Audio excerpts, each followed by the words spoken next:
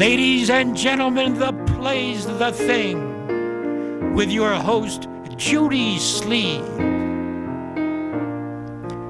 Special guest, Ted Kopoulos, the world's greatest restaurateur.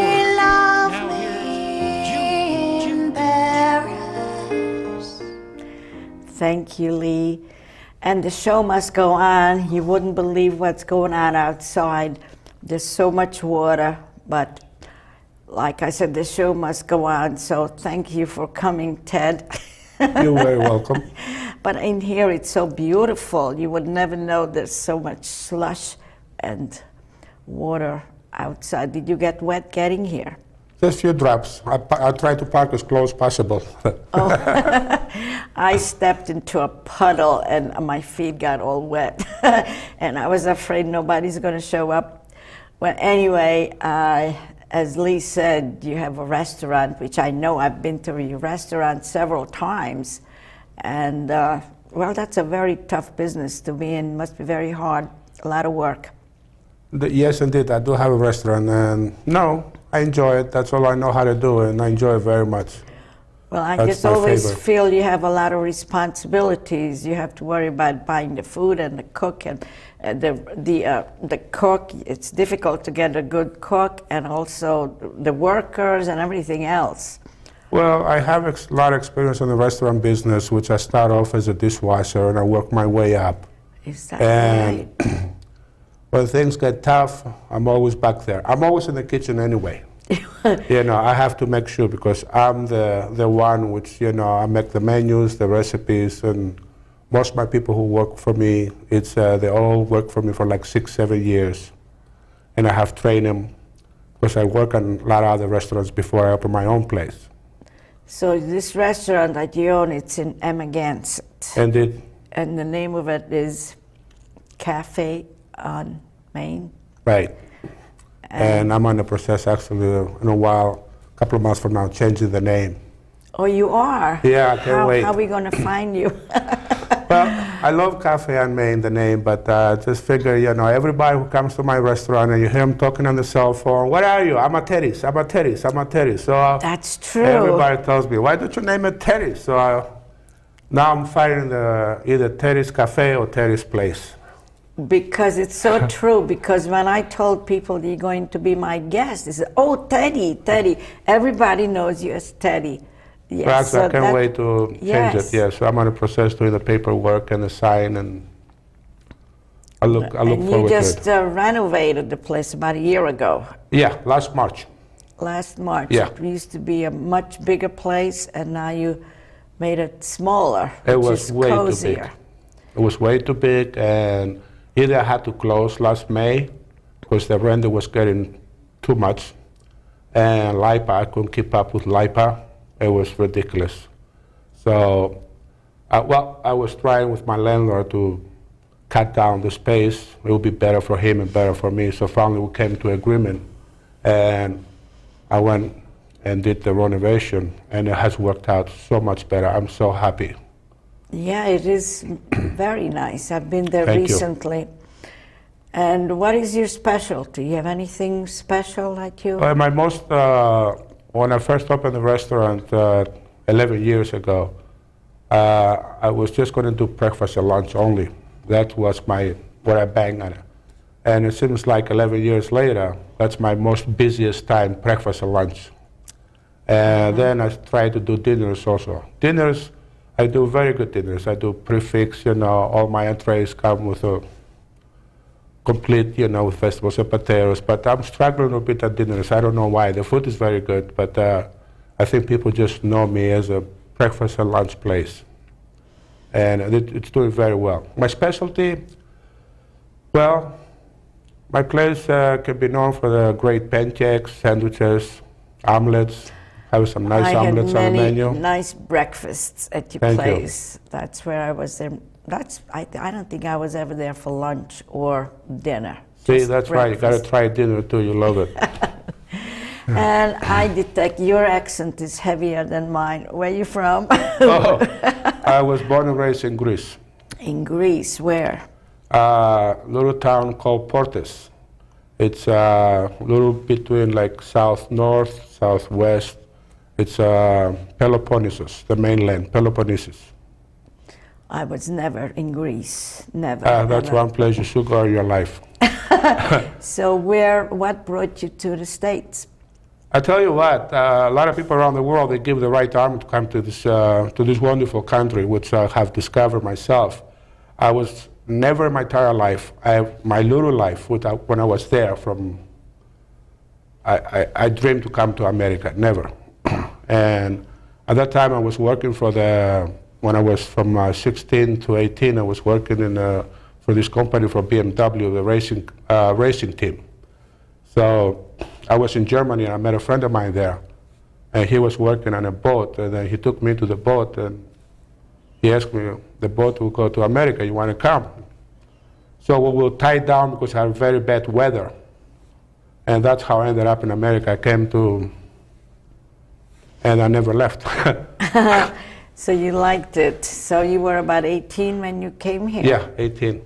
And you were all by yourself, no family? No family at all, no family. Just me and my friend, which a week later I lost my friend, I don't know where he went. So And what then did I you met do? this other Greek fellow here in Southampton.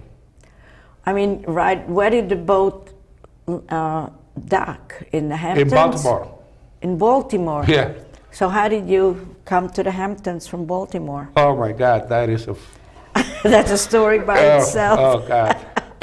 You sure you want me to go into that? Well, I'm just curious. You didn't swim, did you? It was bizarre. We got, when we left Germany, we got to Baltimore 2 weeks later. And then this couple came up on a boat. And my friend asked me if we can take us out to the post office. So they agreed to it. Mm-hmm. So we went out, and those couple, they asked after we went to the post office was closed.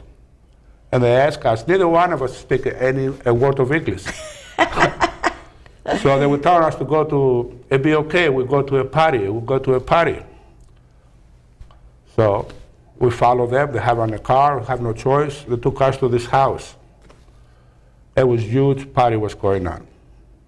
And where was the party? It was like, I would say at least 3-4 miles from the boat.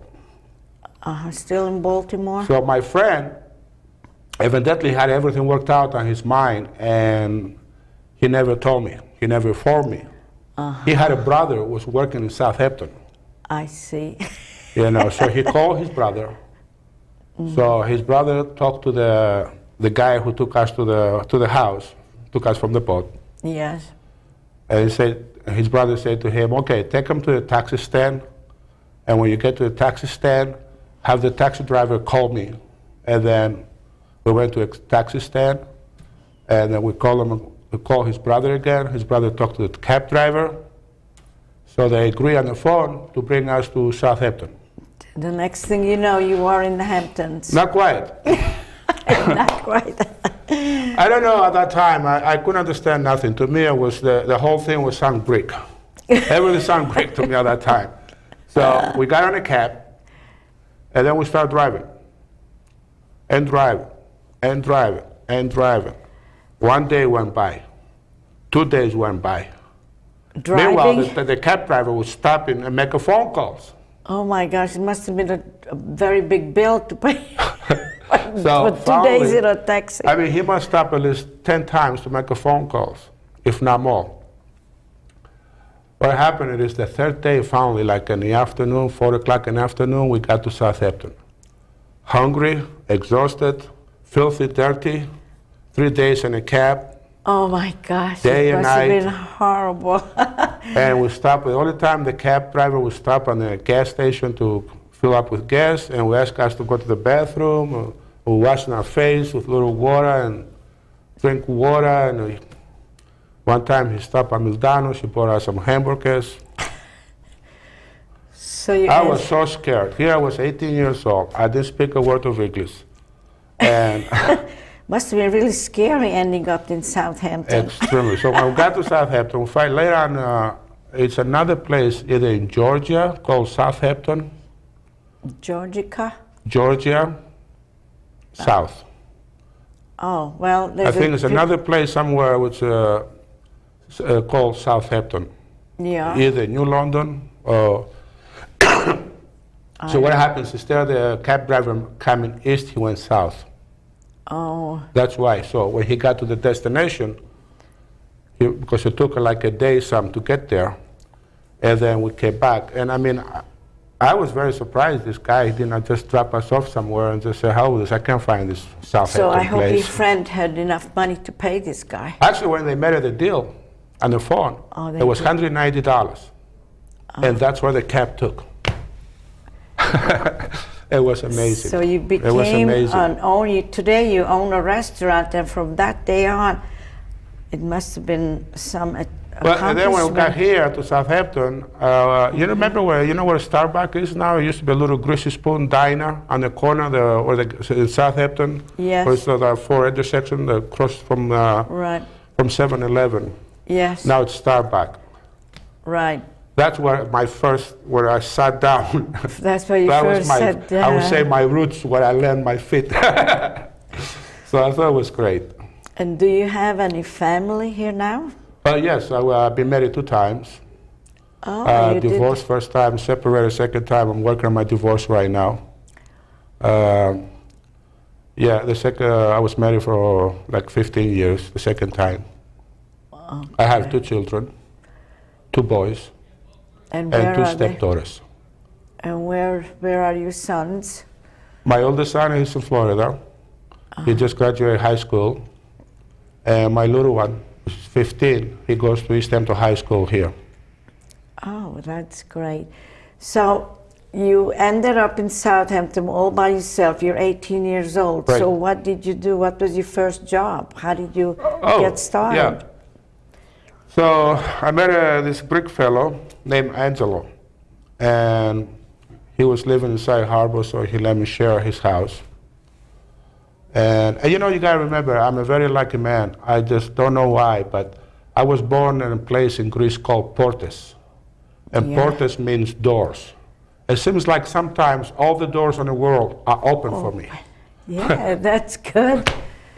So, and then my first job, I worked at Bridgehampton Candy Kitchen in 1973 Oh my gosh, that's for a George famous Stavropoulos, place. which I miss him. I miss him so dearly. He was a great man. I love that man. He was my everything in this country.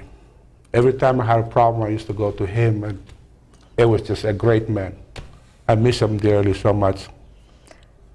So he taught you about restaurants? Well, I worked for George for like a year or so, and I was washing dishes there. And then after that, I didn't like washing dishes. I was just like too much of I find it because, when I was back home, I had a good job. I was working for a racing team, BMW, and I was making a lot of money. I was traveling around Europe, been to all the rallies and racings, and I was getting into cars. And then I find out I couldn't go back home because I missed my appointment to go to the army.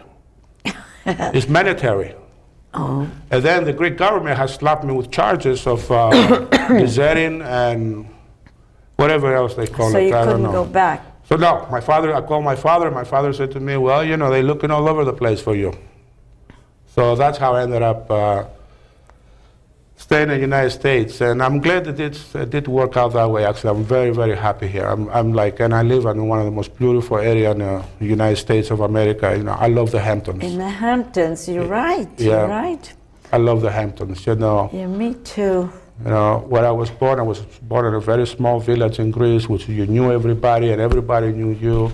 It's the same thing out here. Even so, it has become so crowded and everything else. You still know your neighbor. You drive down the road. You know whose kid, who's that kid is to. And you know your friends. You can say hello. Yes, that's what I love you about see all it. the Even town when you workers. Even when you came here, you knew the people who work here, and you just can't right. escape. And I love that. To me, that's my aspiration in life. I love that. I really do love that. It's to know the Yes. people. I feel secure. I feel so safe. That's wonderful. Yes, it is. So are you still in, did you go back? Yes, I went back to Greece after 18 years. I couldn't go back because I didn't have any papers. I couldn't go back, but I couldn't come back to the United States again. Yes, you have to be careful. Yeah, so once I became American citizen, which that was another road to my life, which was very difficult, but I managed through it. Did you become a citizen on your own or by marriage? No, I became a citizen by sponsor. Oh, by sponsor. A restaurant in Bridgehampton sponsored me. Uh-huh. Yeah. No, I mean, I came here before you, but I had to go through the process of becoming a citizen. First, I got my green card, which, and I had to go to Canada to get a visa and come back in. I got to the airport. I went to the bar, I had a couple of drinks. I met some people, and I missed my plane. My lawyer almost killed me, because then you had to work around to make another appointment 6 months later. Here I am, 15 years to get my green card to be legal, and then I'm sitting in the airport. And you missed the plane. Oh, that's funny. That's funny. So now, since you're here, like you said, you love it. You have a lot of friends and you have family. Yeah. And who do you have back home, back in Greece? Well, back in Greece, just recently, my mom passed away 6 years ago. My father passed away in 1983. But I have 3 more brothers and a sister. And they live in Greece? Yeah. And they're all married, they're all happy. They come to visit you? No, actually, one of my cousins and my sister-in-law and my nephew came here a couple of times, once or twice. So how many brothers and sisters you have? I have 3 more brothers and 1 sister. And where do you fit in? They all live in Greece. Some of them live in Athens, and the other one live about Where in do Patras. you fit in? Are you the first, second, third? I'm the first generation here. No. Well, not generation, I'm sorry. Your brothers are older than you? Yeah, oh. I'm the baby in the family, yeah. Oh, you're the baby? Yeah. Oh, so when you left, they must have missed you. Oh, tremendous, of course. Yes. Everybody was worried to death. Here's 18-year-old kid, doesn't speak English, doesn't know anybody. I don't know what people heard about United States, but I never heard nothing. Like I said, I never even dreamed. Would you say what year it was when you came? Of course, 1973. You got here in February. 73. Well, I got here much before you. Couple of years, maybe a few months. Yes, a lot of years I got here before you. And so you said you didn't start by owning a restaurant. So no, by far, no. You said you worked for this Georgia Candy Kitchen for about a year? Yeah, I worked for Georgia and the Candy Kitchen for a year. Then I left and I went to work for Ted Coughlin, which he owns the American Hotel today in Side Harbor. Oh, yes, I know that place. That's a wonderful place today, a wonderful restaurant, very well known all over Italy and France. And Ted and I, we used to cook side by side in the kitchen back then, 1975. So you know how to cook? Well, that's where I began cooking in the hotel.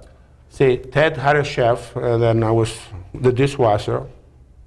And Ted fired the chef 3-4 months later, and Ted and I were cooking. And then that wasn't working out, of course.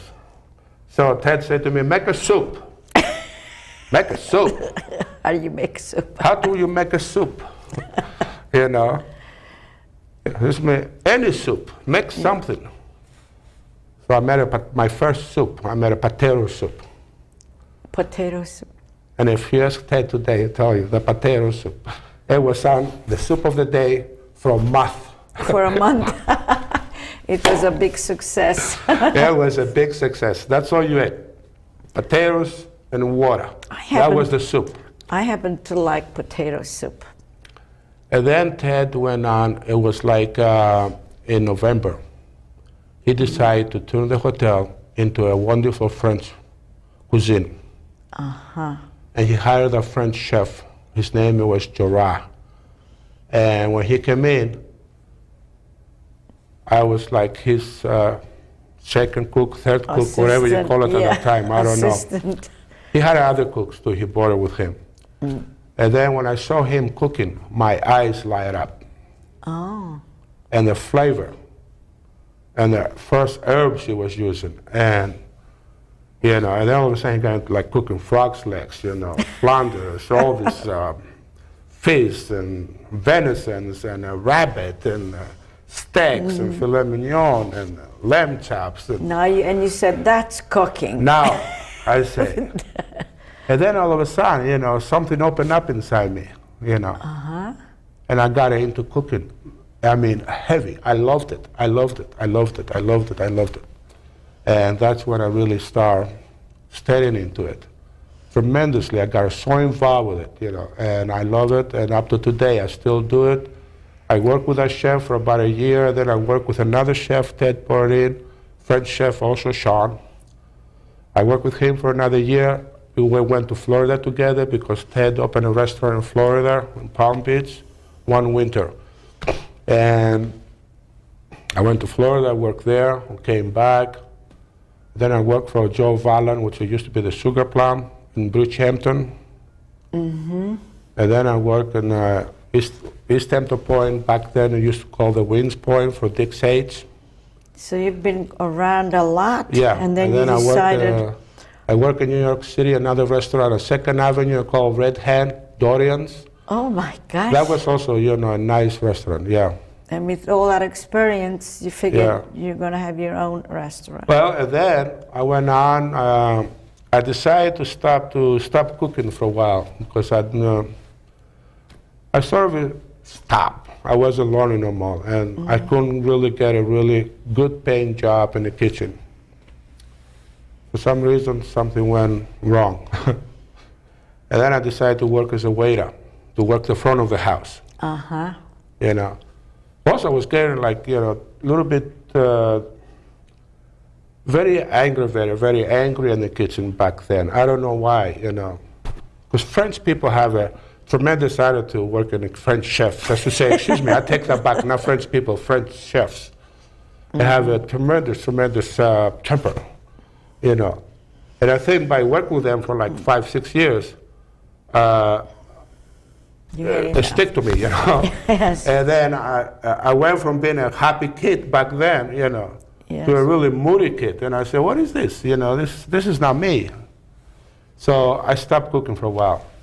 And then one day I walked into the Palm restaurant in East Hampton. And then I walked into the front desk and it was Tomas. And I asked Tomas to work as a waiter. He goes to me, no, I don't need anybody right now. You can go. All right, thank you. Tomas didn't know me, I didn't know him then. So as I turned around to leave, I opened the door. He goes to me, wait. I turn around, I say, yes. He goes to me, you know, I have something for you. I said, okay. And then I started working as a waiter for the Palm restaurant for 10 years. 10 years. So how long do you have this restaurant? This is 11 years, going on 12. Wow. I worked for the Palm restaurant from 1987 to 1997. And that's when I decided to go on to open my own. I was finally ready. And I learned so much working for the Palm restaurant about the people and serving the food and what do people like and how they want to be served, how they want to eat the steaks, the fish, the salads. And I just, now I say I'm ready to open my own place. I work in the kitchen, I work in the front. Yes, you're well-rounded. I tend a bar, you know. Yes. And I think I'm ready. And I find the location. Great. So, will you have any future things you want to do with this restaurant? Do you want to own a restaurant like in Palm Beach or someplace else? No, I think this is as far as it goes. A few years ago, I opened another restaurant in East Hampton Town, in Newtown Lane, which I used to call it the Cafe Off Main. And I sold it a year later. Oh, you did? Yeah, because what I did, the idea was very good, but the concept, it was wrong. So is it still there? No, I sold it. I know you sold it, but right now it's a furniture store. Yeah. No, the idea opening another restaurant in East Hampton, it was very good, but the concept, it was wrong. I should have gone because both restaurants are so close together, Amagansett and East Hampton. Oh, I see. If I would put different type of food, it would be very successful. But what happens, it was successful, but I split my business in half. See, in Amagansett, I have a huge clientele coming from East Hampton. I see. So and Sag Harbor, Bridgehampton, or Wenscott, whatever, to Amagansett to eat at my place. And when I opened East Hampton, they stopped coming. So and then the business got divided in half. So, but I still had 2 rents to pay. I had two payrolls and so on and so on. So that didn't work. So I was lucky I was able to sell it right away. Well, I think you are a success story, a real American success story. Thank you. I try to do the right You thing. have such a rich history of the whole journey that you had that somebody should write a book about you and I make don't know a about film. that, It's great. It is really, your whole story is fascinating. I really enjoyed listening to everything. Thank you. But I love my restaurant. I enjoy it every morning when I go to open it up. What time do you open? 8 o'clock. 8 o'clock. 8 to 10 at night. Yes, and you have delicious coffee. Yes? And I was there the other morning. I missed you. You weren't there. I was out of town. I'm sorry to miss you too. Yeah. And so you were, before we came on the show, you said you're going to extend it. You're going to make an outdoor. Yeah, I'm on a process to file the paperwork to get the city capacity to put a outdoor.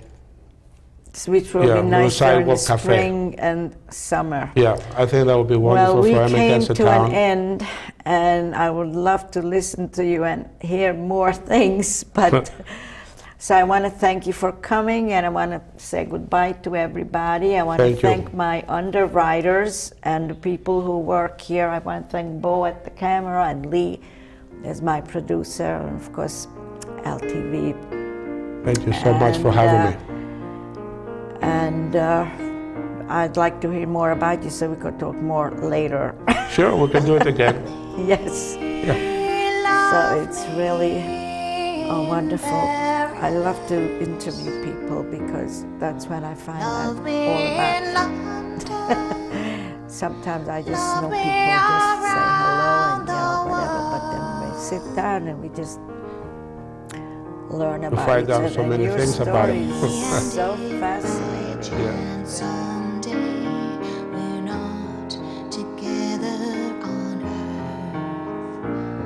I know we'll be together